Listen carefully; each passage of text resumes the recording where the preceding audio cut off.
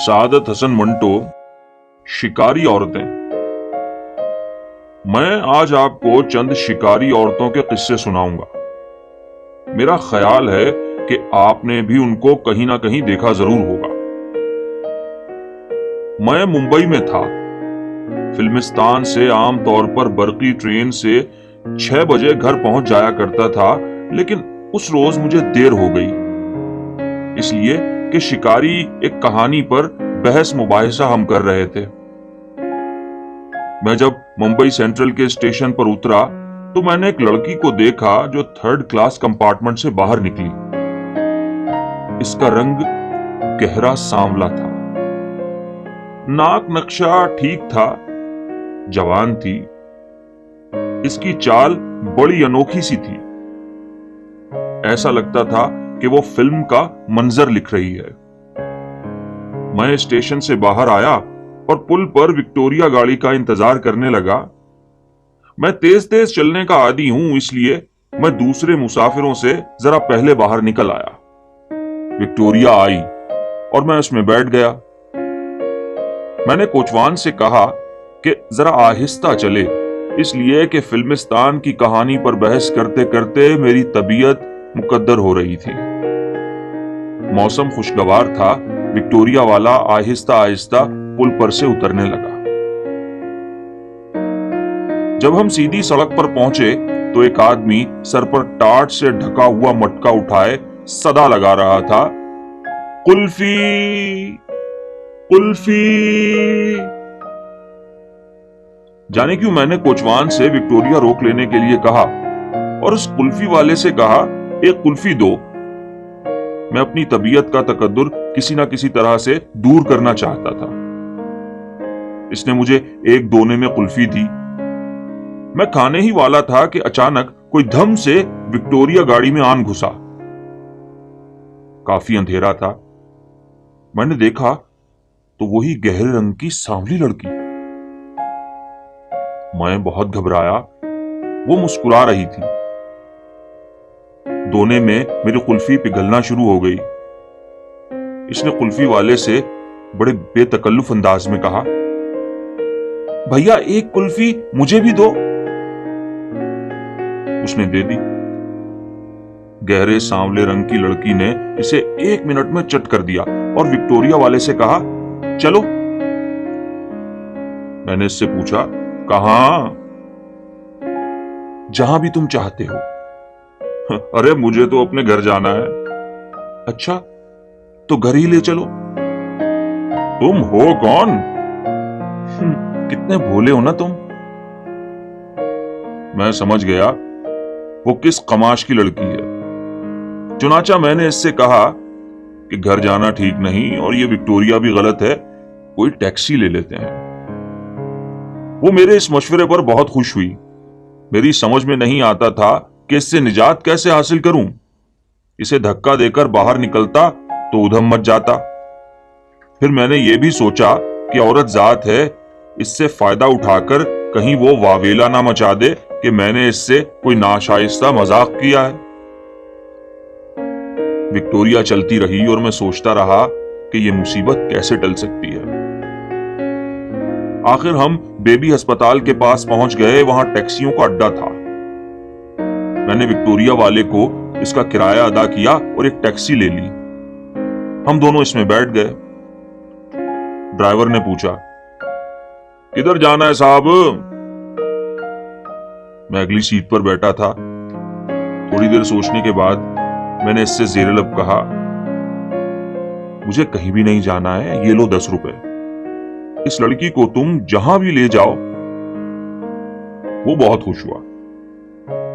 دوسرے موڑ پر اس نے گاڑی ٹھہرائی اور مجھ سے کہا، صاحب آپ کو سگریٹ لینے تھے، اس ایرانی کے ہوٹل سے سستے مل جاتے ہیں۔ میں فوراً دروازہ کھول کر باہر نکلا۔ گہرے رنگ کی لڑکی نے کہا، 2 پیکٹ لانا۔ ڈرائیور اس سے مخاطب ہوا، ارے 3 لے آئیں گے۔ اور اس نے موٹر سٹارٹ کی اور یہ جا اور وہ جا۔ ممبئی ہی کا واقعہ ہے۔ میں اپنے فلیٹ میں اکیلا بیٹھا تھا۔ میری بیوی شاپنگ کے لیے گئی ہوئی تھی۔ کہ ایک घायन जो बड़े तीखे नक्शों वाली थी बेधड़क अंदर चली आई। मैंने सोचा शायद नौकरी की तलाश में आई है, मगर वो आते ही कुर्सी पर बैठ गई। मेरे सिगरेट केस से एक सिगरेट निकाला और सुलगाकर मुस्कुराने लगी। मैंने इससे पूछा, अरे कौन हो तुम? तुम नहीं पहचानते? मैंने आज पहली दफा तुम्हें देखा है। मेरा नौकर फजलदीन आ गया। उसने इस तीखे नक्शों वाली घायन को अपनी तहवील में ले लिया। यह तीसरा वाकया लाहौर का है। मैं और मेरा एक दोस्त रेडियो स्टेशन जा रहे थे। जब हमारा तांगा असेंबली हॉल के पास पहुंचा तो एक तांगा हमारे अकब से निकलकर आगे आ गया। इसमें एक बुर्कापोश औरत थी जिसकी नकाब नीमवा थी। मैंने इसकी तरफ देखा। इसकी आंखों में अजीब किस्म की शरारत नाचने लगी।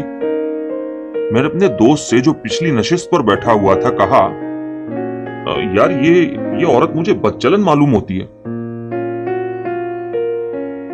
तुम ऐसे फैसले एकदम मत लिया करो। बहुत अच्छा जनाब, मैं आइंदा एहतियात से काम लूंगा। बुर्कापोश औरत का तांगा हमारे तांगे से आगे आगे था।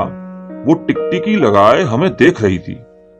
मैं बड़ा बुज़दिल हूं, लेकिन उस वक्त मुझे शरारत सूझी और मैंने इसे हाथ के इशारे से आदाब अर्ज कहा।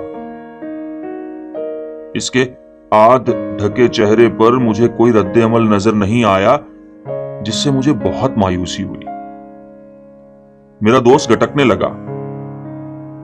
इसको मेरी इस नाकामी से बड़ी मुसर्रत हुई।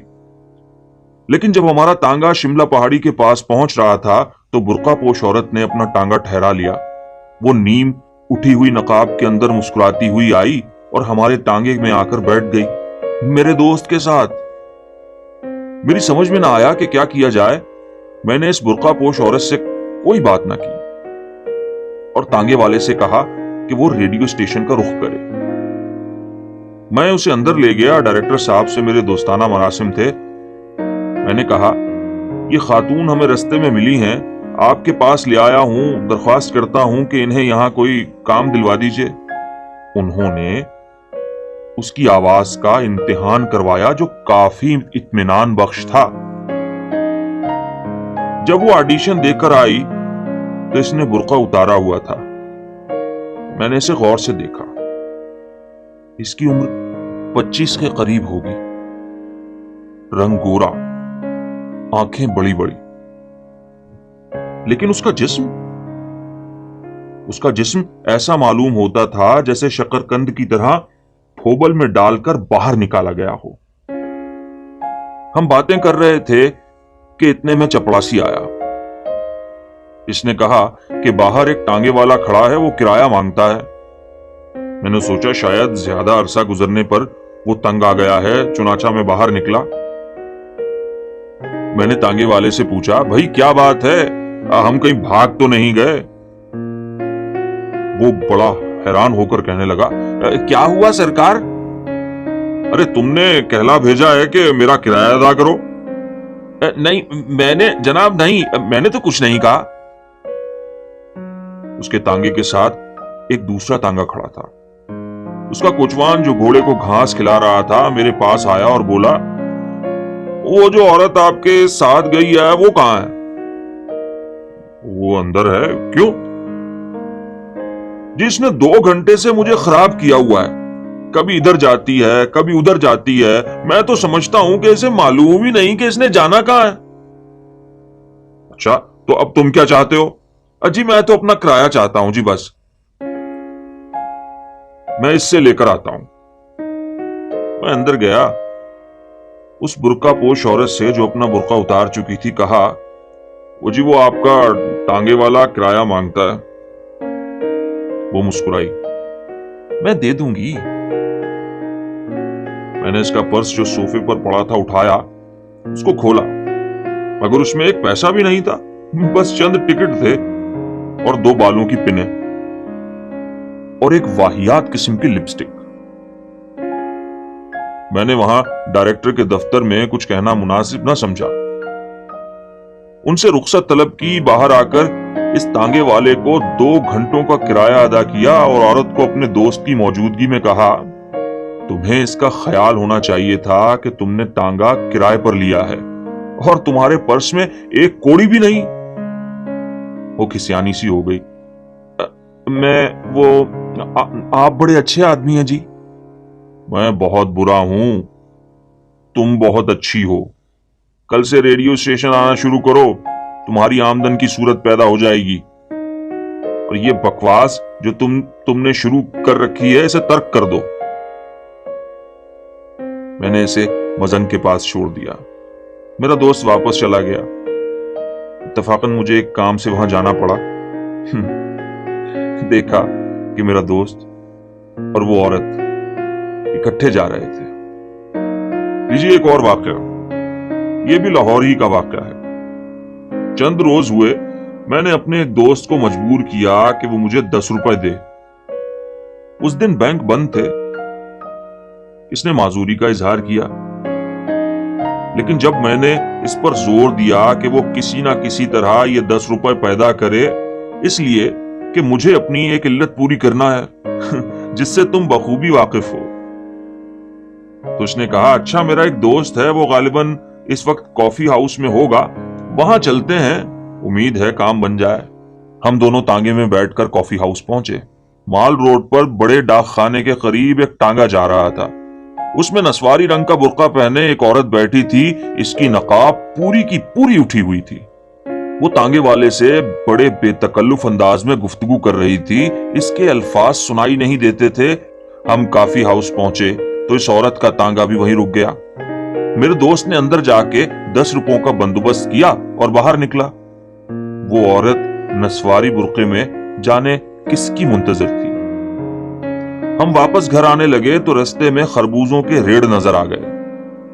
हम दोनों तांगे से उतरकर खरबूजे परखने लगे। हमने बाहम फैसला किया कि अच्छे नहीं निकलेंगे क्योंकि इनकी शक्लो सूरत बड़ी बेढंगी थी। जब उठे तो क्या देखते हैं कि वही नस्वारी बुर्का टांगे में बैठा खरबूजे देख रहा है। मैंने अपने दोस्त से कहा, खरबूजा खरबूजे को देखकर रंग पकड़ता है, आपने अभी तक ये नस्वारी रंग ही पकड़ा है। उसने कहा, हटाओ जी, ये सब बकवास है। हम वहां से उठकर तांगे में बैठे। मेरे दोस्त को करीब ही एक केमिस्ट के यहां जाना था, वहां 10 मिनट लगे। बाहर निकले तो देखा नस्वारी बुर्का उसी टांगे में बैठा जा रहा है। मेरे दोस्त को बड़ी हैरत हुई, ये क्या बात है, ये औरत क्यों बेकार घूम रही है। मैंने कहा, कोई ना कोई बात जरूर होगी। हमारा तांगा हाल रोड को मुड़ने ही वाला था कि वो नस्वारी बुर्का फिर नजर आया। मेरे दोस्त गो कमारे हैं लेकिन बड़े जाहिद। इनको जाने क्यों उकसाहट पैदा हुई कि नस्वारी बुर्के से बड़ी बुलंद आवाज में कहा, अजी आप क्यों आवारा फिर रही हैं, आइए आइए हमारे साथ। इसके तांगे ने फौरन रुख बदला और मेरा दोस्त सख्त परेशान हुआ। जब वो नस्वारी बुर्का हम कलाम हुआ तो इसने कहा, आपको तांगे में आवारा गर्दी करने की क्या जरूरत है, मैं आपसे शादी करने के लिए तैयार हूं। मेरे दोस्त ने नस्वारी बुर्के वाले से शादी कर ली।